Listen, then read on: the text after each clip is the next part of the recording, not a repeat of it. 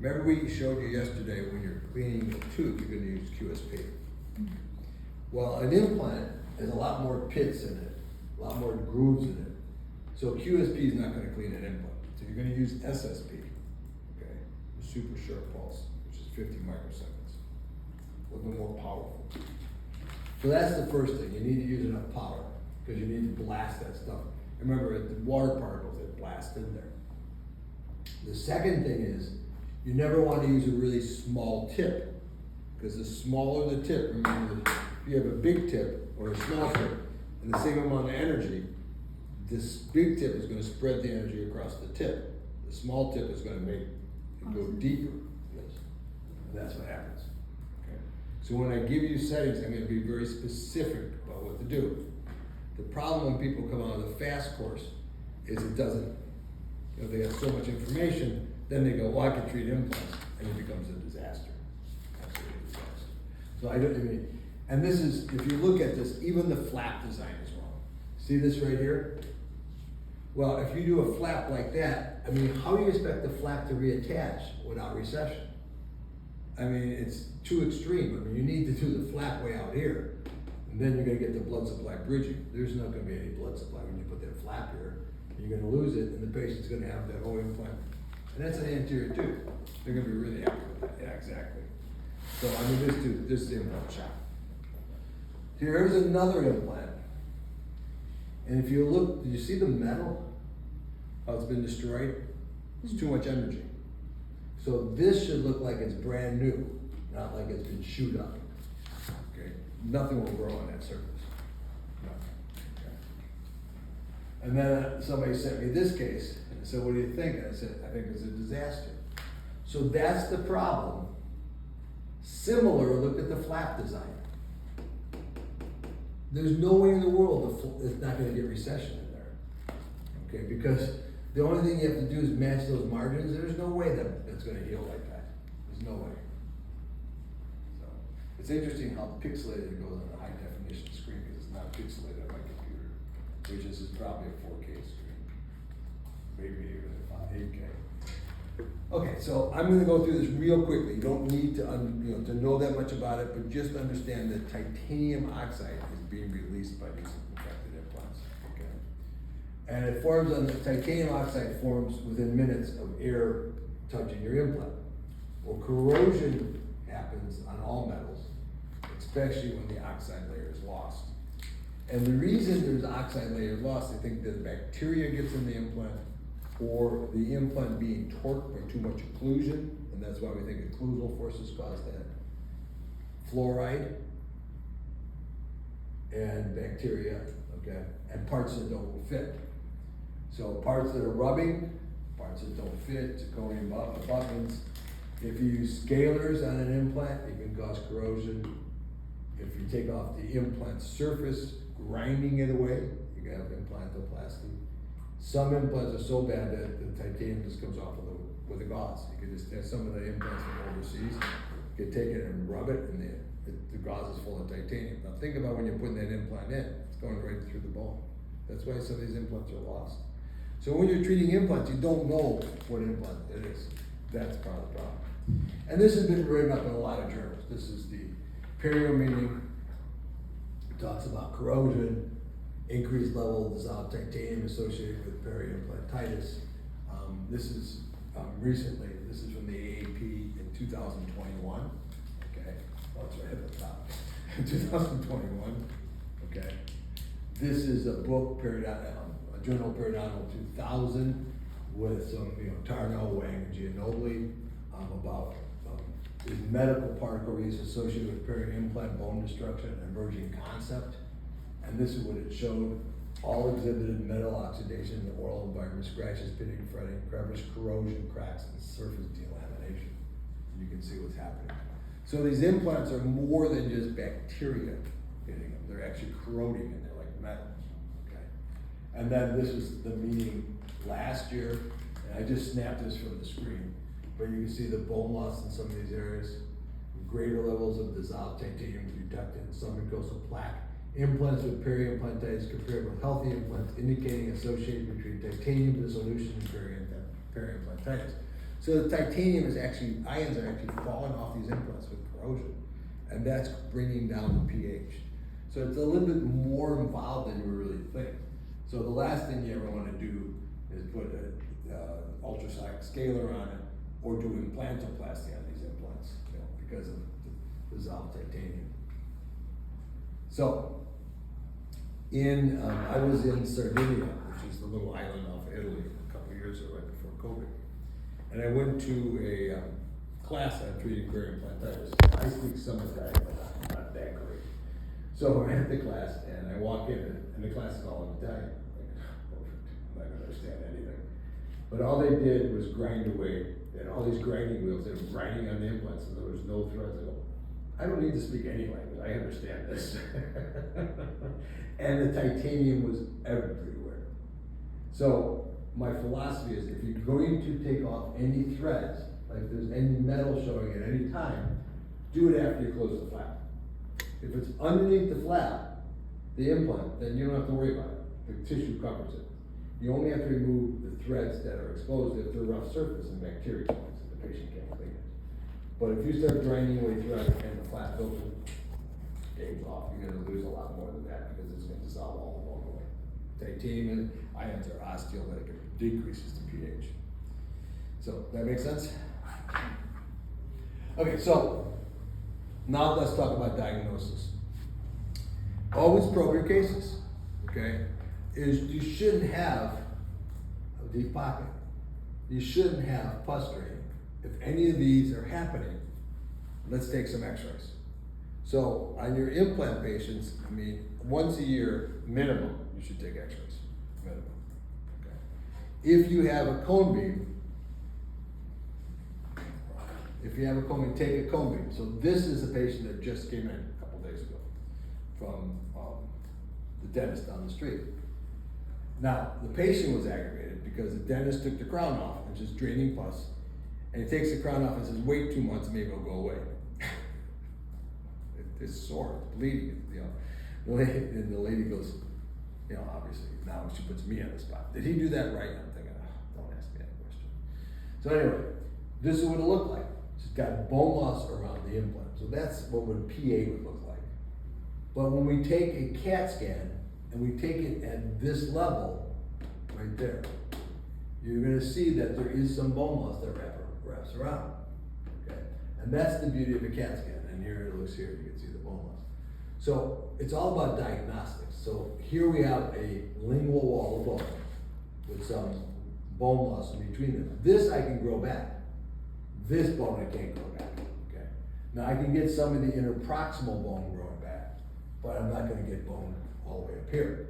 What I can do is soft tissue graft this, and hopefully we get a nice soft tissue attachment in here with the tissue back up here. If I can get that and the implant's not exposed and it's healthy, we're in good shape. That's just about maintenance. The other option is, should that implant come out? That's an option too. Okay, that's an option too. Okay, so we're gonna go over that in a minute. So this you want to definitely take a picture of, because this is some of the things that you can do for an implant. Now we're gonna go through it all. So the first thing when you look at that, and let's take that implant in particular. So we can take the implant out, okay? That's an option. And it's something you want to discuss with the patient, because implant surgery, repairing them is not 100% predictable. So we can take it out. You're not gonna use chlorhexidine around it. It does nothing. So forget about that. Systemic antibiotics does nothing. Citric acid will cause the implant to etch. I gotta have titanium ions out, so don't use that. A lot of oral surgeons use that, they don't use that. So 3 options are hydrogen peroxide, bleach, or iodine. Now you're gonna say, bleach, are you serious? Well, there's a lot of research on bleach, and bleach works really well. Kills bacteria. Dakin solution, 0.25%, is a commercialized solution, or you can make it yourself with germicidal bleach, either or.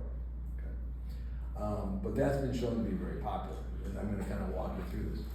Air parted braces we talked about, but you don't want to do it if you have an open flap, because it'll go right into the bone. So that's not good. Implantoplasty I wouldn't suggest. But lasers are good. So there's a couple things on there we're going to use. So, what's the effectiveness? So, you know, if you notice where the research comes from, you know, 2013 was the first pieces of literature we started to get. Okay, it wasn't before that. So, you know, 2010, 2012, we didn't have a lot of research. So there's a lot of stuff out there, a lot of books out there. Okay, Frank Schwartz published something in 2013. And in 2013, he used air parted abrasives, erbium YAG lasers, titanium brushes, erbium chromium, which is your biolaser, and a bunch of other stuff. And what he found out is that the air parted abrasives took off the most biofilm. But you don't want to do that when the flap is open, because that will go right into the bone and cause the air emboli. So if you're going to use air parted abrasives when you have exposed bone, you want to put bone wax on the bone, so it doesn't go in. Erbium YAG lasers and titanium brushes were the most effective. Next, to take off the flap. Look how biolaser is way up here. It's not even close. In the erbium family, and then all this other stuff here. Ultrasonics are way over here in curettes. Okay. So we're going to use both the erbium YAG laser and titanium brushes. Why? Because I've used only erbium YAG lasers and we still have a problem. Doesn't take off 100%.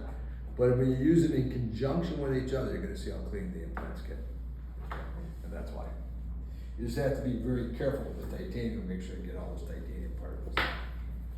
So I'll show you. So there was a couple studies to see if lasers are effective in touching an implant surface and the implant would still integrate.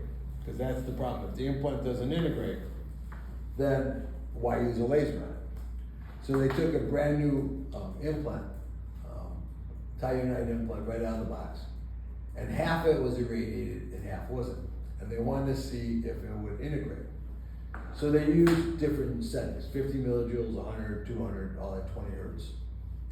And what they found was that at 50 millijoules, the titanite surface wasn't removed, but at 100 millijoules, even with an erbium laser, the surface started to melt, be removed. By 200, it definitely melted. So they used 50 millijoules as the power setting. That was the ideal. And what they found out that at 50 millijoules, with an erbium laser at 20 hertz, it didn't hurt the implant, didn't raise the temperature, doesn't damage the implant surface. You got integration. So what that showed is that you could treat an implant with a laser and it will still integrate. That's really big. Because if you treat an implant and you destroy the surface, then it wouldn't work. Okay. So the next study came out a couple years later, 2018. And this has SEM on the implants. So they took a brand new implant out of the box and took an SEM. And there's a surface, and then they took one that was hit with a laser, and I'll show you the settings in a minute. It was like that. And they concluded that it's pretty similar. So at 50 millijoules, SSP mode, 30 hertz. The 100 micron sapphire is a big fat sapphire. 8 millimeters long, 6 air, 4 of water, multiple passes, non-contact. You can't touch the implant. Detoxifies the implant surface, doesn't increase the temperature, and doesn't increase bone formation. Multiple passes means 7 to 10 passes per thread. Going over, okay? And then there's some, a lot of other studies that bypass this. So this study just came out last year. Yeah, I think it was in the Journal of Perio, as you can see, right at the top there. Okay. And what that showed that erbium YAG lasers has an excellent biofilm removal capability compared with hand curettes, ultrasonic devices, or nylon brushes, even when low energy parameters and low power settings are used. Additional, an antibacterial effect can be reached using a non-contact mode of 1 to 5 millimeters tip to target distance. So you can be up to 5 millimeters away. Remember, the focal distance is 1 millimeter with a tip. You can be up to 5 millimeters away and still get a result. So now we know that erbium YAGs are good. Remove, calculus and treat implants. So lasers are effective. So let me show you what to do now. So you've seen our laser. Understand that Nd:YAG loves color. Erbium is colorblind. So we're gonna use erbium YAG, reflects off the metal. So this is a little something I did in my spare time, like I have nothing else to do, but, I took an implant and we're gonna use 3 different lasers on it.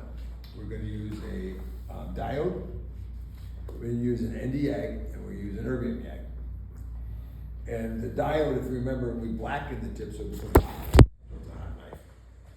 So when we do that, what happens is the implant gets beet red. It gets so hot, I can't even touch it. So you're gonna see that in a minute, there's me blackening the tip. Okay, it gets really hot. It doesn't hurt the implant surface, but you can see it cuts paper, whether black paper, regular paper, it's hot knife, cuts anything. Okay. So that didn't damage the surface, but if you hold it on too long on an implant surface, you can reverse torque the implant in a day or 2. It just burns the bone, it goes right to the bone. So this is the ND YAG. Remember, ND YAG loves pigment. So it's arcing off the implant. Now watch the implant surface. The implant surface right here will be totally destroyed. Okay, watch that right there.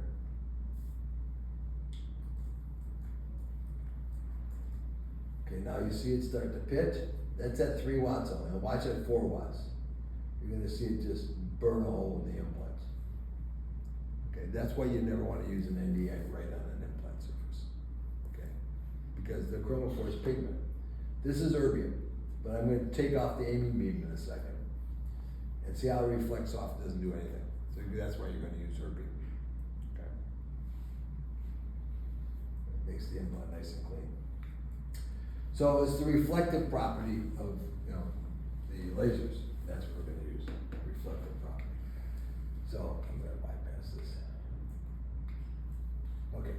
So this video I found on the internet years ago, and I can't find it again. I'd love to find it because it's a great one. So remember when I said that a laser, an erbium YAG laser, as the water comes through, the photons energize the water, causes the water to expand and explode. Those are the shock waves. Well, this is what this shows. You're going to see the shock waves here. Now think about it cleaning calculus off an implant surface. Think about cleaning calculus off a tooth if used in the right direction. Thinking about cutting tissue. You're going to see the explosions. And those explosions are really powerful. So here's your explosions. See those? So those are the explosions that happen in erbium laser. That's the popping noise you hear. Okay. Those explosions on an implant surface will blow the calculus right off. 1 to 5 millimeters from the implant surface. Okay. Boom. Means the implant. Now it is slow, it is tedious, and that's why I asked if you had some time working on implants.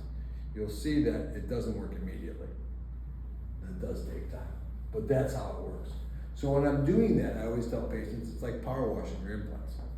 So it's not as easy. It's tough to get the calculus off. So how do we clean this? So we're going to use our erbium YAG lasers. Now back in the day, before lasers really took hold, nobody knew about it. And then all of a sudden, there was 1 lecturer at the meeting, and then there was 2 lectures at the meeting. And now most of the lecturers will talk about erbium YAG lasers, how they clean implants. Okay. In fact, Don Clem has done a lot of work. Don used to be the president of the Academy of Perio, and a good friend of mine. And Don now lectures about erbium YAG lasers. Uh-oh. We'll see. If it gets too cold, I know where to fix it. That is loud. We'll have to get that fixed. Like I said, you guys are the first class in here. So. Okay, so why do you think this implant failed? And this actually came out of the patient. Not my implant, but it was the new patient that came in and took the implant out. So what I'm going to do is show you how we clean this. This video is a little blurry, but this screen is so clear, it may not be blurry at all. Usually you have to show it on a projected screen. So I'm going to kind of make this faster, otherwise it'll be all day. So those are the implant, what we're going to use 2 cylinders. It's a 1300 micron cylinder, and this one's 8 millimeters long, and this one's 12 millimeters long.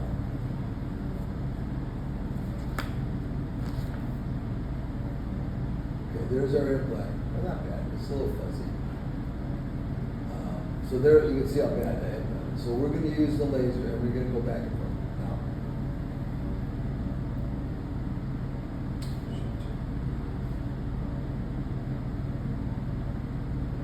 Where is the, trying to look for the first. There it is. Yeah, it's small. Okay. So we're here. Okay. So I want to do is hold this here so you guys can take. That's what I want you to take a picture of right there. Those are the settings. That's what we have Yeah, you got him on there too. Okay. Good point.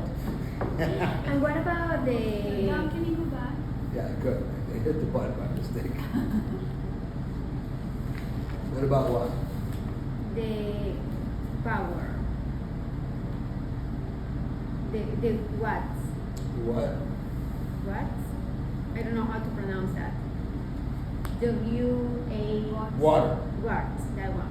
Okay, so the water is going to be at about 4, and the air is going to be at 1. She's talking about the watts. Oh, the watts. The watts Yes. are right there. It's, the watts doesn't make a difference. Remember, it's hertz times millijoules Okay. equals watts. Okay. So 30 times 50 is 150, 1.5 watts. It could be up to 3 watts. Okay. Thank you. Okay, can I go ahead? Yes. No, okay. Thank you. Okay, so we're gonna go thread by thread, okay? And you're gonna see it takes time between this implant. You see the calculus falling off? No, yeah, it comes off, but doesn't fall off, Yeah. okay? See how meticulous I am? Back and forth, back and forth. So this is what happens in the mouth. You pull it back, and you see all this calculus, and you're there forever taking it off. It just takes time. And the problem is that when you get to the end,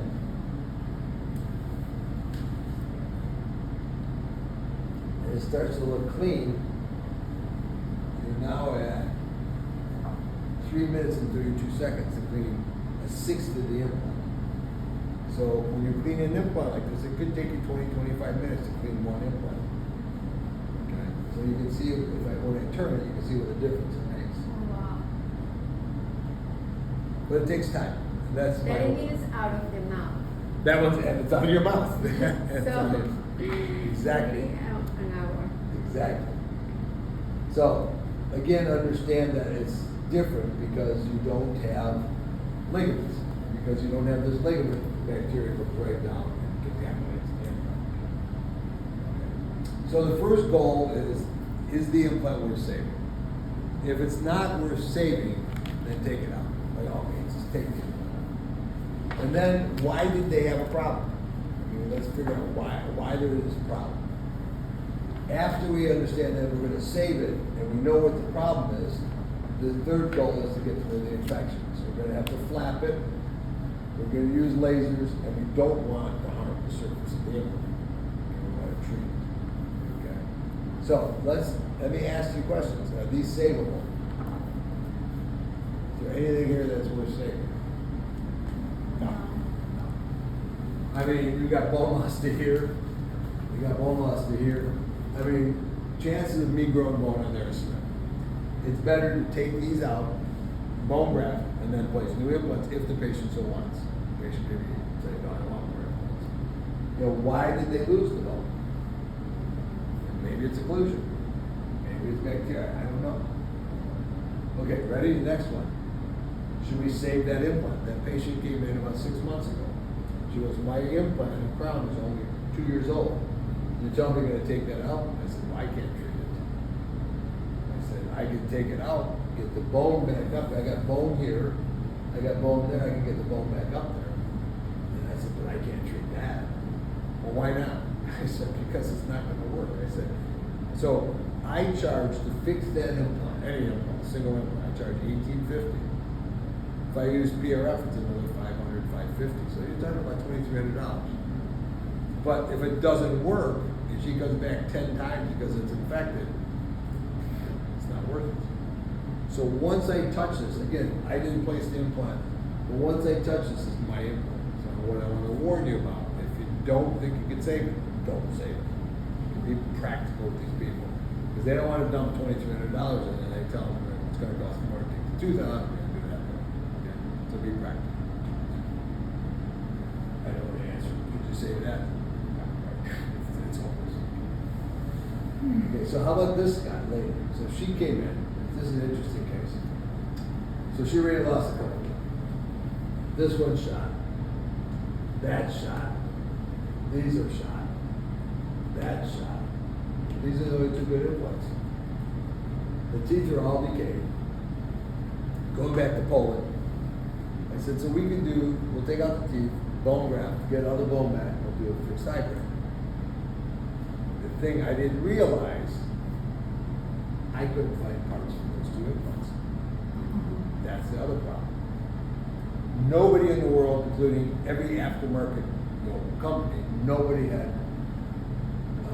fixed hybrid parts for those two implants. So I had to take them out. I didn't want to take them out, and I told the patient, I said, I can't use them. Well, you should have told me before. I said, I assumed you could find parts. Don't ever assume anything with implants. You can't find parts. So we did. We took those out. We had all this bone back, so we put 5 implants in. We did a nice fixed hybrid for it. So how about that one? Could you save that one? Yeah, you can save that. Crown's got to come off. Because again, I need to get my laser tip in here to clean. Remember I said you can be 5 millimeters away and still clean, but I still got to get my laser tip. You can't do this with tipless. The scanner's too big. It's not as effective. So, now that you can see, we need to figure out what to say. What has nickels and can copper. So, we're going to take off the prosthesis. This you definitely want to understand, because this is the actual protocol. Secret sauce. So the first thing we're going to do is take off the prosthesis. If it's a crown, take it off. If it's a bridge, take it off. If I tell you to take it off and you say I'm not taking it off, I'm going to tell you I'm not treating the case. I don't compromise because they come back and want you. Okay? So I will say, so I had a lady came in. The implant was a year and a half old. Two implants right here. Year and a half old. She had 60% bone muscle on the implants. She goes, why am I having this? Well, the oral surgeon put him in, but the oral surgeon unfortunately died. It was hanging around. So I said, the prosthesis was 1920, but they were splinted together for whatever reason. She had no access to it. So I told the dentist, I can treat the implant, but you got to take, why just put it in? I said, well, she's going to lose her implant. Why just put it in? I go, well, then let her lose her implants. I told the lady, I said, look, these are your options. Either talk your dentist into taking the prosthesis off so I can treat it, get around it, because it's a big, bulky thing. Or I'm not treating it. Well, he doesn't want to take it off. I go, okay, then we're done. We're done. No problem with that. Not my mouth. There's only so much I can do. Not my mouth. Okay, so you got to take the prosthesis off. Then you got to lay a full thickness flap. In fact, pull everything back. Go all the way to the base where you can see. You got to see the implant. You got to see the defect. So this is different than laser perio. When I'm telling you minimally, now we're going big time. Okay. So once we do that, we're going to take out all the granulation tissue. The granulation tissue is very adherent in there. It's very hard to get it out. You can use lasers to do it. You can use titanium brushes. I'll show you a couple of different ways we take it out. Then we're going to use the Ergonomia laser, multiple passes at the settings I just told you. And I'll go over the settings and put tips in a minute. But those are your settings. Those are golden. Took a lot of years to develop those settings. Don't sell them to anybody. Then we're going to use titanium brushes. We're going to go back with the laser. Now the problem with titanium brushes, they look like this.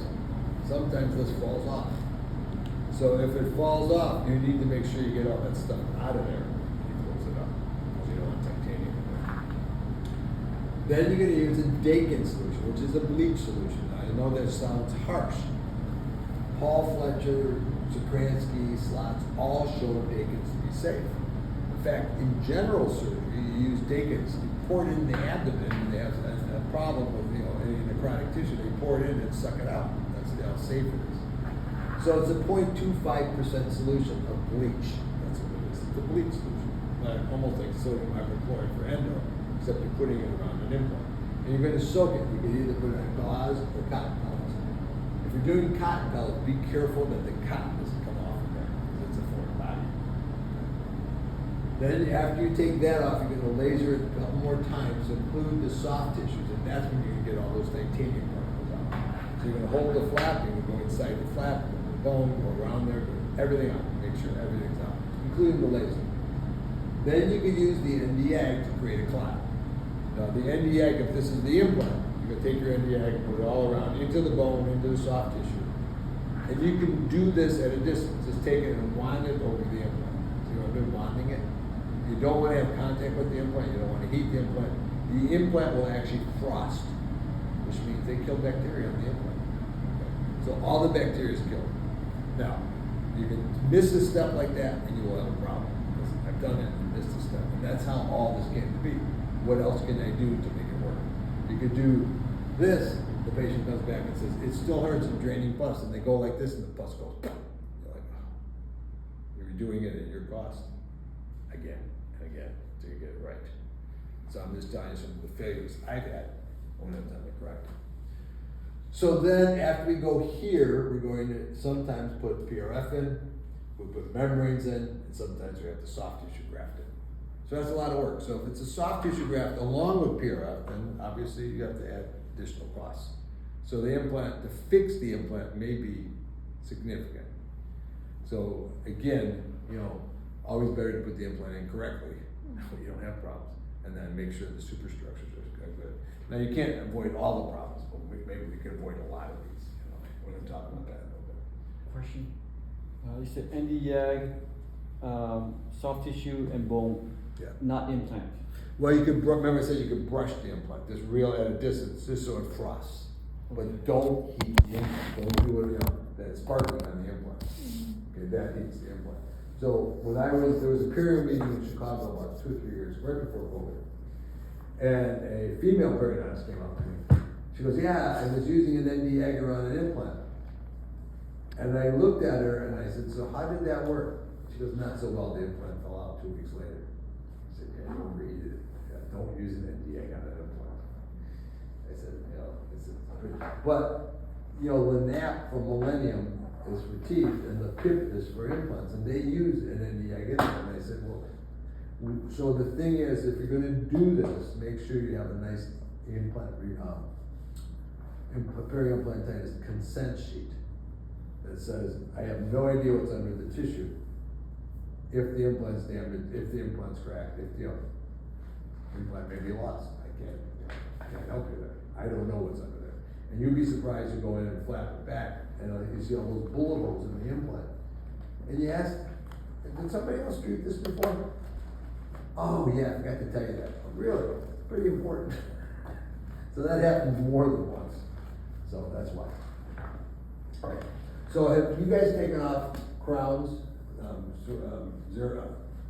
zirconium crowns, EVAX crowns with the laser? Have you done that? Okay. Have you ever seen that yet? Okay. You're gonna see it. So what you do is use your tipless handpiece, and the reason I show you this is sometimes I have to take the crowns off. It's an HO2. I'll stop. I think it's good.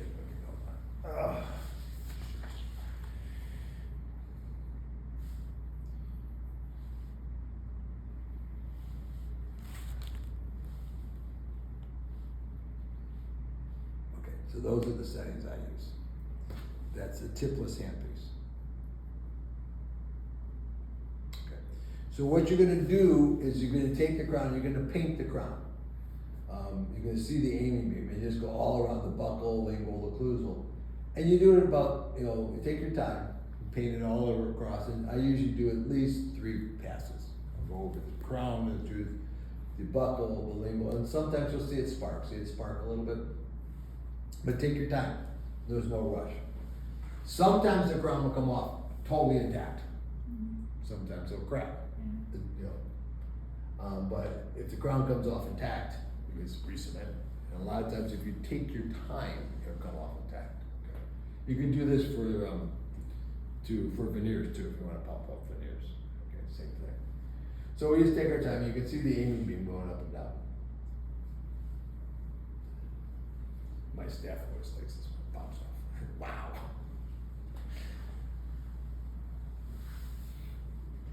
So you can see it going back and forth, and it is. Look at my hand speed. Okay, remember I slowed a bunch of you down yesterday. Okay, slow down. So you gotta slow down to let the light work. Sometimes it takes a while before. Yeah, it's, oh yeah. Now, if you didn't care, you missed that, so as you were talking to me. So, if, okay, here it is here. And then when the crown's ready, it comes off. Okay.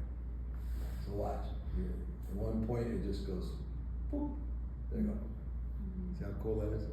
Now, if you didn't care about the crown, about a minute ago I would take it a rongeur or something, or a forceps, and just took the crown, and it would come off in pieces if you didn't care about the crown.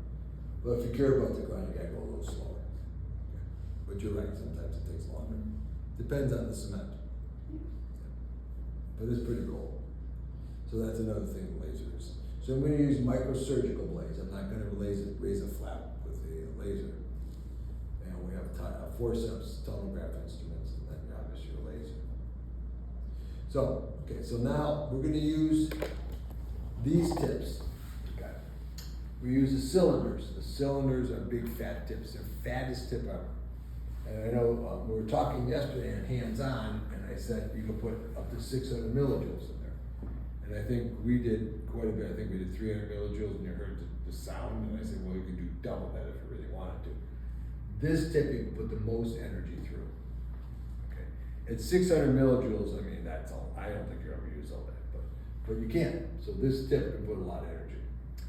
So that's one of the tips I use, and this is my favorite tip to use for cleaning implants, the chisel tip. It's just a really nice tip to use. The tapered sapphire tip you have to worry about because it comes to a point. That point will cause damage on the implant. And I'm going to show you that in 1 minute, okay? And then the radial tip you never use. So these are your tips. So this is the tip you never want to use on an implant. It's pinpoint. And pinpoint, first of all, it's not going to clean anything, but it's going to pit the implant like you saw before. It just puts a bunch of pits in. This is nice. It's a big, this is the cylinder. This one is okay, but you got to decrease the energy because the tip is smaller. The energy goes deeper. Okay. You can use this tip with the end cutting, but again, decrease your energy. Okay. This is my favorite tip, the chisel. So what I did is one night I took all the tips and I took a straight hand piece and I went in there and tried every tip. And I wanted to show people, so this is the cylinder, okay, 8 or 12 millimeters long, same settings I gave you, okay. And what you're gonna do is go thread by thread. And what you wanna see is what it does to the implant surface, and this is why I wanted you to play out with the implants there, okay. And if you go thread by thread, it will clean the implant. You'll see the stuff come, see it come off? Comes off really nicely. But see my hand speed, it takes time. Is take your time, go thread by thread. And it's at least, see this stuff come off there? It's at least 7-8 passes per thread. So just take your time. That's why, that's why it costs money to do all this, because it takes a lot of time. Treating one implant can take 1.5 hours to 2 hours. It's faster putting an implant in. I get it. Okay, so that is the cylinder. Now this is the chisel. The reason I like the chisel is you could use it this way, or if you want to get between the threads, you turn it and use it that way. Now this is the straight hand piece. Remember I showed you the straight hand piece yesterday? Look at the way I hold it. And when I want to turn the chisel, all I do is this with my fingers. Instead of going like this with the cadre, okay? And you'll see that.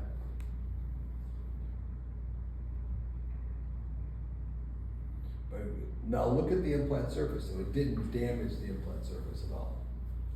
Because the next thing I'm going to use a radial firing tip. I'm going to show you what it does to the implant surface. It destroys the implant surface.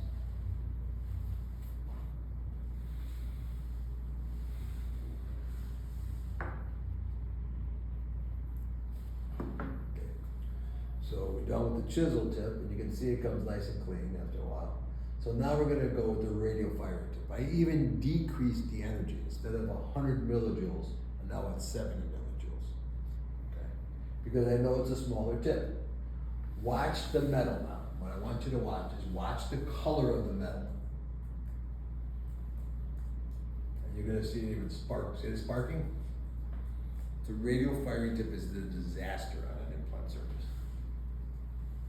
See what's happening? It's turning brass. Okay, too much energy. Too much energy coming to a point. So, if you use a radial firing tip, you can do a lot of damage on an implant. And people say, well, it kind of follows the threads. It doesn't follow any threads. You know, use the chisel tip, will follow the threads better. Look what happened to my implants, totally destroyed. If you did that to an implant in the mouth, you might as well take it out. You'll never get bone growing on it, and you're gonna have a lot of recession. So, see the difference? Yeah. Okay, so now, one more tip. We use a tapered sapphire tip. Okay, there's a tapered sapphire. So tapered sapphire starts at 1300 microns and tapers down to 0.6. It's like a variant, end cutting variant tip, okay?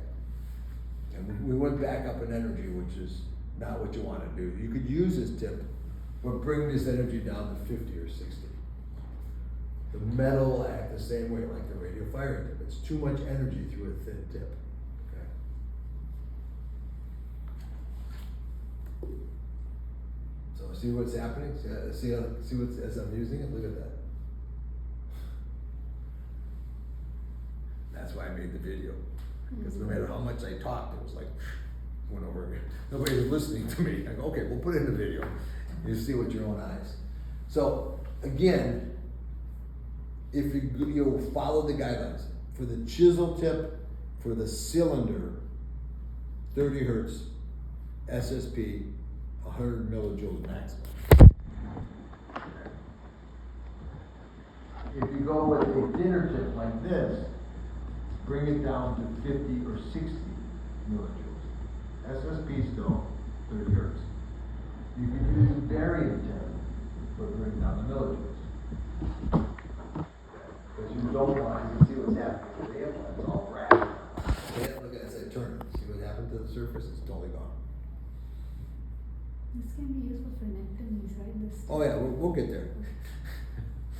I'm gonna make your frenectomy super easy. I'm gonna make you do a frenectomy in 50 seconds.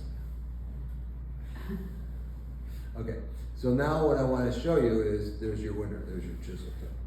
Now, nobody told me this, it's just a lot of, trial and error, because the jury's everywhere. I mean, there's no established protocol out there what works the best. I've taken all the protocols from everybody I know and done a lot of research to determine that this works really well. So you can see the chisel tip does nothing. It's really good. Then this article came out. I got a kick out of this. And it said here, Irving Miaglayak as a global team player in application review, so the actual choice of fiber tips on the H14. And I know Kresimer. Kresimer is from Slovenia. And here it says the chisel sapphire tip is one of my favorite, not only for periodontology, but also for hard and soft tissue surgery, having a similar shape to a thin gold blade. Its main indication field, the chisel tip, is ideal for the succular divide for root surface decontamination, internal and external flap trimming and deepthization. All treatment steps to an open flap peri-implantitis surgery. And I said, perfect. I should have saw the article before.